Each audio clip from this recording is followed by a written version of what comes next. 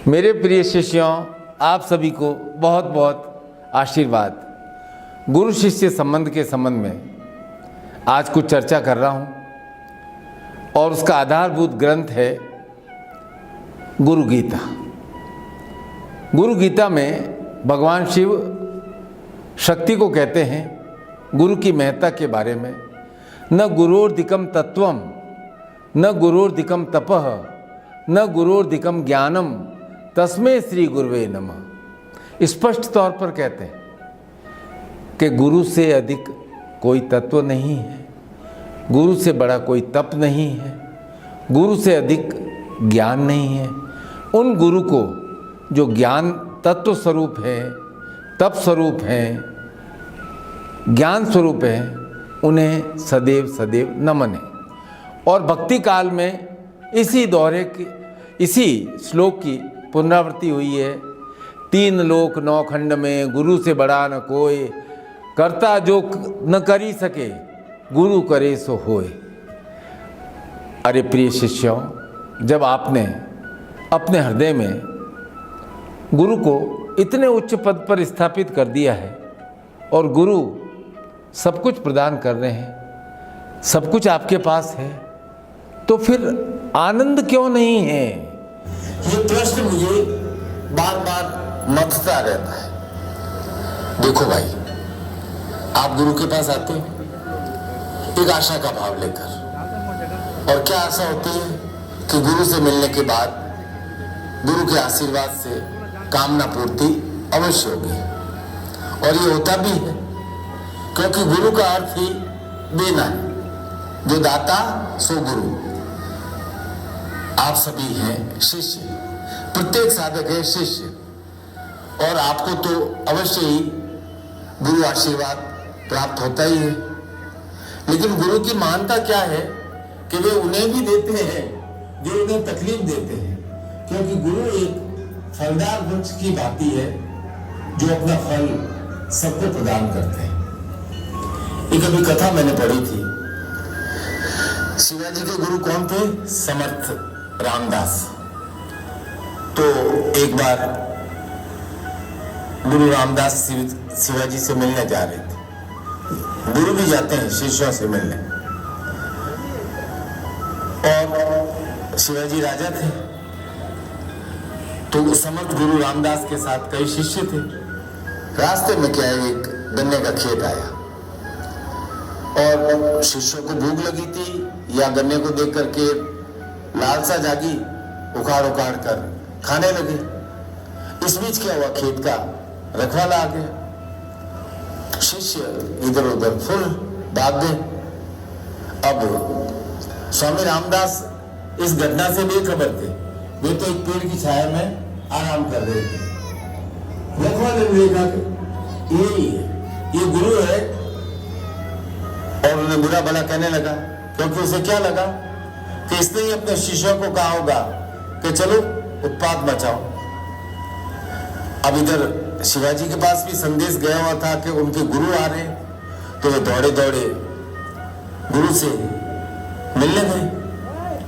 आगे देखा कि रखवाला जोर जोर से गुरु के ऊपर क्रोध कर रहा है और गुरु चुपचाप सुन रहे हैं। शिवाजी को बड़ा क्रोध आया और रखवाले को भयंकर डांटने लगे। एकदम शिवाजी को सामने देखकर रखवाला तो पत्ते की तरह कांपने लगा। शिवाजी ने कहा, गुरुदेव आप बताओ इसे मैं क्या दंड दूं? गुरु ने कहा, शिवा इसे सजा ही देनी है, तो इस रखवाले को क्या करो, इस खेत का मालिक ही बना दो। ऐसी होती है गुरु की दया। अब प्रश्न ये उठता है कि क्या शिष्य और साधक की इच्छा, कामना गुरु के पास आकर भी अधूरी रह सकती है?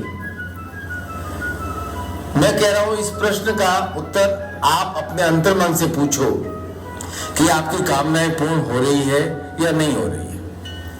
मैंने अक्सर देखा है कि कामना पूर्ति के जल से आपके अंतर्मन को कितना ही सींचा जाए, वहां हरियाली थोड़ी देर के बाद आती है। थोड़ी देर के लिए आप खुश हो जाते हो, और फिर जो आपका स्वाभाविक भाव है, उदासी आपका स्वाभाविक भाव है, उदास हो जाते हो। सब कुछ मिलता है फिर भी आनंदित नहीं होते हो। क्या कारण है इसका? एकमात्र कारण ये है कि आपको अपने जीवन के लक्ष्य का ही पता नहीं है। छोटी मोटी कामनाओं को ही आपने अपने जीवन का लक्ष्य बना दिया है, और जो परम लक्ष्य है, बड़ा लक्ष्य है, उससे दूर हो गए हो। अरे भाई, प्रत्येक व्यक्ति के जीवन का एक लक्ष्य होना चाहिए। और लक्ष्य क्या है? लक्ष्य क्या है? आनंद की प्राप्ति। और आपने आनंद कामनाओं की पूर्ति को ही इतनी अधिक महत्वता दे दी है कि आप भूल गए हो कि आनंद साधन एकत्र करने से नहीं आता है, किसी वस्तु की प्राप्ति करने से नहीं आता है। आनंद तो साधना से प्राप्त होता है। आनंद भाव, तृप्ति भाव, ये आत्मा का विषय है। आपका शरीर हर समय आपका साथ है, इसको हर समय आप याद रखते हो। लेकिन शरीर को चलाने वाली शक्ति कौन है? आत्मा। उसको कैसे भूल जाते हो? आत्मा को भी तो आनंद आना चाहिए। सही बात है, कामनाओं की पूर्ति से आनंद आता है, पर क्या है कि एक छाया की बात है, थोड़ी दूर साथ चलती है, खो जाती है। समुद्र के किनारे वो एक रेत का अपन महल वगैरह बनाते हैं, घर बनाते हैं, वो समुद्र की लहरों पर, उसकी दया पर जीवित है। बिल्कुल वही बात है, कामनाओं की पूर्ति से आनंद तो आता है, लेकिन वो कितनी दूर तक रहता है? जब तक कोई नई कामना उभर कर नहीं आ जाती है। जैसे ही नई कामना आई, पुरानी कामना का आनंद समाप्त। अब आप बताओ, आपको क्या चाहिए? क्षणिक आनंद, महीने 2 महीने का आनंद, या शाश्वत आनंद? दीर्घ और स्थायी आनंद के लिए ही गुरु के पास आना होगा। इसलिए वैदिक काल से मनुष्य गुरु के पास जाता है, ज्ञान प्राप्ति की प्रार्थना करता है।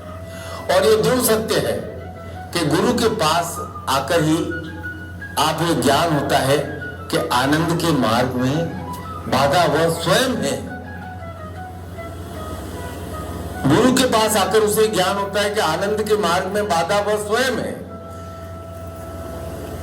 मैं आज ये स्पष्ट रूप से कहूं तो सुखों की प्राप्ति के मार्ग में बाधक आपका मन है। पर एक अजीब बात और है कि आपका मन साधक भी है। ये मन क्या है? जुड़वा है, 2 स्वरूप है। आप देखा होगा किसी किसी कहानी में एक ही चेहरे के 2 लोग होते हैं, लेकिन दोनों का व्यक्तित्व अलग होता है। एक का चरित्र भोला भाला, एक का चरित्र शातिर, जबकि चेहरा एक जैसा। तो ऐसा ही है हमारा मन। एक रूप में वह साधक है और दूसरे रूप में वह बाधक है। अब दोनों में भेद कैसे करोगे? आपके लिए भेद करना संभव नहीं है। ये जो भेद की लड़ाई है, ये जीवन पर्यंत सताती है। ये साधक मन और बाधक मन का युद्ध हमारे आनंद को सुखा रहा है। इसीलिए तो गुरु को चाहिए कि साधक के मन से इस द्वैत भाव का, साधक मन और बाधक मन के अंतर को समाप्त कर दे। एक विशेष बात और कहूंगा, गुरु के भी 3 स्वरूप होते हैं। भौतिक शरीर गुरु, मानसिक प्रवाह स्वरूप गुरु, और चेतन स्वरूप चिन्मय विग्रह स्वरूप। अब यदि जीवंत गुरु शिष्य को मिल जाए, जीवित गुरु शिष्य को मिल जाए, तो शिष्य का कल्याण हो जाए, शिष्य का जीवन ही परिवर्तित हो जाता है। बिल्कुल वैसे ही जैसे अर्जुन का कल्याण हो गया। ये चमत्कार केवल और केवल जीवंत गुरु ही कर सकते हैं। जीवित गुरु के साथ जब आप एकाकार हो जाते हो तो ये सांसारिक सफलता है तो अपने आप मिल जाती है। कृष्ण ने क्या कहा? सीधी सादी बात कही। अर्जुन, बाधक मन को लगाम कसकर उसे साधक मन बनाओ।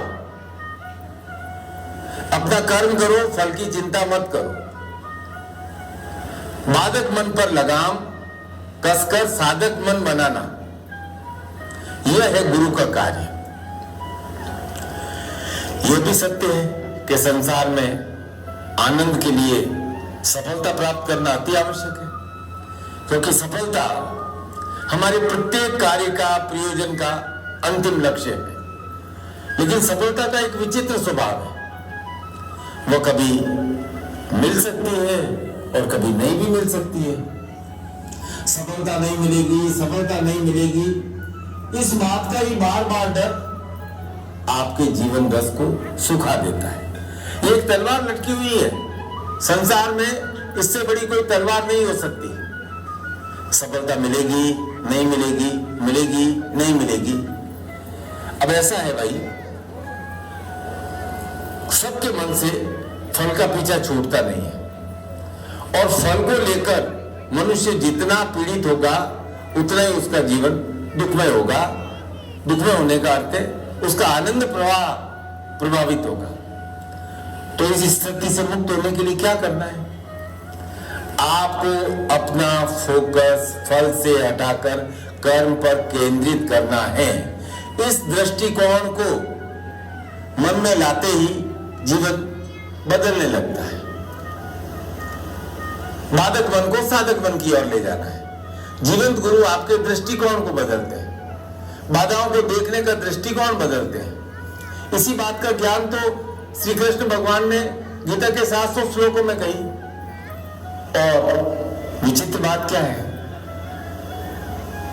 अर्जुन ने युद्ध भूमि में प्रथम दिन कांप रहा था। उस समय भी उसके लिए समस्याएं वैसी ही थी, और कृष्ण से ज्ञान प्राप्त हुआ और ज्ञान पूर्ण हुआ, तब भी उसके लिए समस्याएं तो समाप्त नहीं हुई थी ना। तो अंतर क्या पड़ा? अंतर यह पड़ा कि कृष्ण ज्ञान प्राप्त करने के पश्चात, गुरु ज्ञान करने के पश्चात अर्जुन की मनोदशा बदल गई। जगत में सारा खेल मनोदशा का है। जीवन में अंतर केवल और केवल मनोदशा बदलने से ही आता है। आपके मन में एक प्रश्न आएगा, बहुत ज्ञान की किताबें हैं, बहुत प्रेरणास्पद कथाएं हैं, हमारी उससे मनोदशा बदल जाएगी। गुरु की क्या आवश्यकता है? गुरु के पास जाने की क्या आवश्यकता है? ज्ञान तो कहीं से भी प्राप्त हो सकता है। एक बार क्या हुआ, एक साधक मुझसे गुरु दीक्षा लेने आया। गुरु दीक्षा ले ली, फिर बोला गुरुदेव, मैंने कहा बोलो। मेरे को लगा कोई कामना के बारे में बात करेगा। उसने कहा कि मैं गुरु कब हो जाऊंगा, मेरे कब इतने सारे शिष्य हो जाएंगे? मैं मुस्कुराया, मैंने कहा जरूर हो जाएंगे बेटा, जब तुम परिपक्व हो जाओगे, जब तुम्हें आनंद का पूरा पूरा पता चल जाएगा, तब तुम गुरु बन जाओगे। शायद उसे बात समझ में नहीं आई। उसने अभिमान से कहा, मैं तो अभी से परिपक्व हूं, आनंदित हूं, मुझे इंतजार करने की क्या आवश्यकता है? मैं क्या स्टेज पर बैठा था, तो कोने में कुछ सामान रखा हुआ था।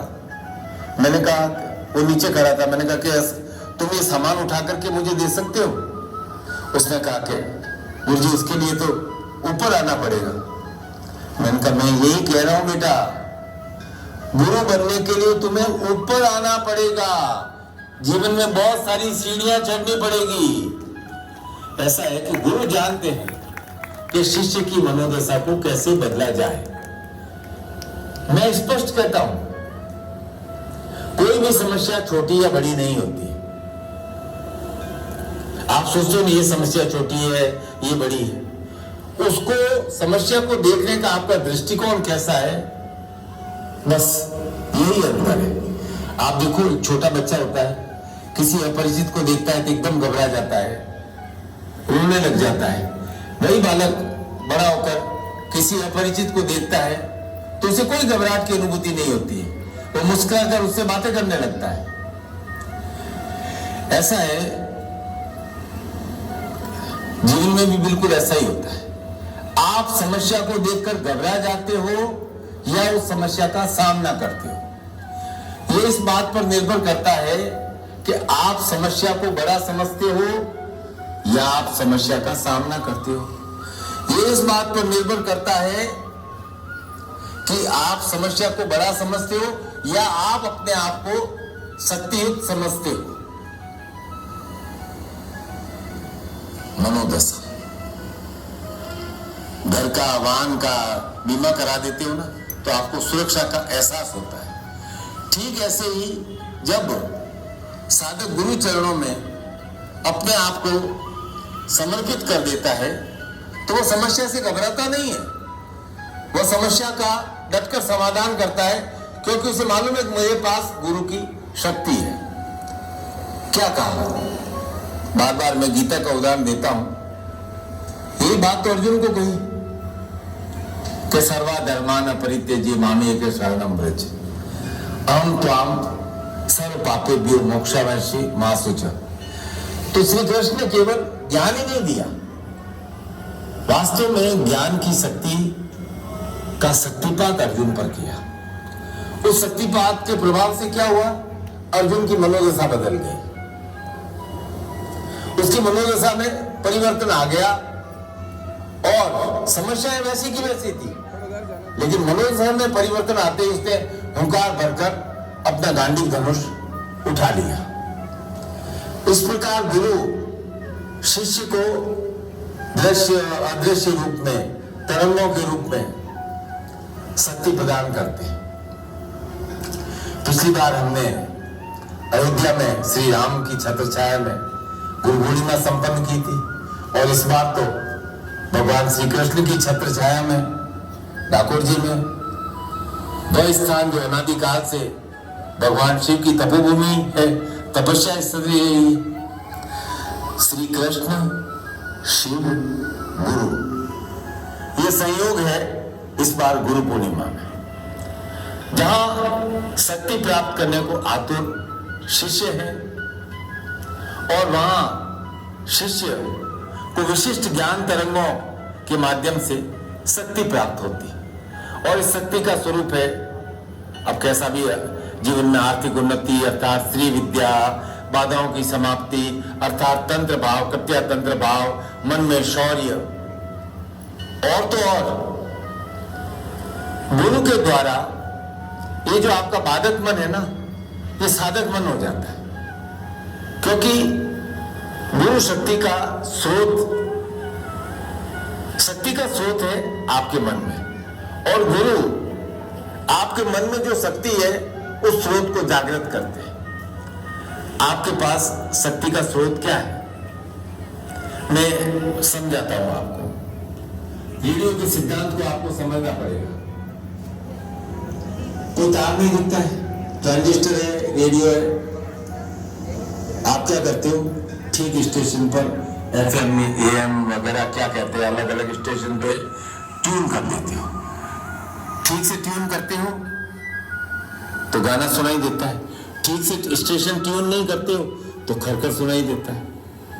तो ऐसा ही है भाई, गुरु का स्वर आकाशवाणी की तरंगों के जैसा, और शिष्य का मन है रेडियो की तरह, जिसे बार बार गुरु के स्वर से, गुरु के स्टेशन से ट्यून करना पड़ता है। इसलिए गुरु से भेंट, गुरु का आशीर्वाद और साधना परम आवश्यक है। जब जब आप गुरु से मिलते हो तो आप अपने मन के रेडियो को गुरु की आकाशवाणी से ट्यून करते हो, गुरु भक्ति को परिपक्व करते हो सकता है आपके मन में विचार आए, क्योंकि विचार है ना कैसे भी चलते हैं कि भाई गुरु भक्ति के लिए गुरु से भेंट की क्या आवश्यकता है, क्या बिना भेंट किए गुरु से आशीर्वाद नहीं मिल सकता है? जरूर मिल सकता है, क्यों नहीं मिल सकता है। यदि शिष्य उस स्थान पर पहुंच गया है, उस सत्य में पहुंच गया है जहां वह गुरु के साथ एकाकार हो गया है, पर अधिकांश स्थितियों में ऐसा होता नहीं है। पर जिसने जिस शिष्य ने, जिस साधक ने गुरु को अपने मन में बिठा लिया है, हृदय में बिठा लिया है, और जो ये मानता है कि गुरु ही करता है, वह सब बाधाओं से पार हो जाता है। अर्थात बाधाओं को पार करने की उसमें शक्ति स्वयं जागृत होता है। बाधाएं आएंगी अवश्य, पर वो मुकाबला कर पार हो जाता है। तो गुरु से जो ये प्रेम की बात है, बात हम यह है दरिया प्रेम का, बाकी उल्टी धार। ये प्रेम का दरिया है, इसकी बहुत उल्टी धार है। जो उतरा सो डूब गया, जो उतरा सो डूब गया, और जो डूबा सो पार। ये प्रेम का दरिया है ना, इसकी धार बहुत अलग है, हर कोई समझ नहीं पाता है। उतरोगे डूब जाओगे, और जो गुरु प्रेम में, भक्ति में डूब गया, वह जीवन में पार हो जाता है। तो गुरु के प्रेम में आखिर डूबे शिष्य को हर में क्या लगता है? गुरु मेरे साथ है। वह जानता है कि मैं तो केवल एक माध्यम हूं, मेरे द्वारा गुरु ही कार्य कर रहे हैं। वह हर समय गुरु से भेंट करने के लिए आतुर रहता है, उसे किसी मौके की तलाश नहीं रहती है कि मैं अगली दिवाली जाऊंगा या कोई विशेष मुहूर्त में जाऊंगा। देखो भाई, जब तक सदगुरुदेव से ऐसा निर्मल प्रेम स्थापित नहीं होता है, तब तक शिष्य को बार बार गुरु से मिलना पड़ेगा। गुरु आपके पास आए या आप गुरु के पास आओ, मिलना आवश्यक है, आशीर्वाद देना पड़ेगा, उनके बताए मार्ग पर चलना पड़ेगा। यह तो है सुखों को चिरस्थायी करने का सरल माध्यम। महीने सवा महीने बाद ही गुरु पूर्णिमा आ रही है, एक प्रेम संदेश तो गुरु को अवश्य भेज देना। भक्ति और शक्ति के सागर में उस दिन डुबकी अवश्य लगा देना। यह मन, शरीर, प्राण, आत्मा गुरु प्रेम से, आनंद भाव से भर जाएगी। उस आनंद भाव को अपने हृदय में संजो कर रखना है, वही सबसे बड़ी पूंजी है। बहुत बहुत आशीर्वाद। सदैव आनंद से परिपूर्ण रहे, सदैव आनंद से परिपूर्ण रहे। बहुत बहुत आशीर्वाद।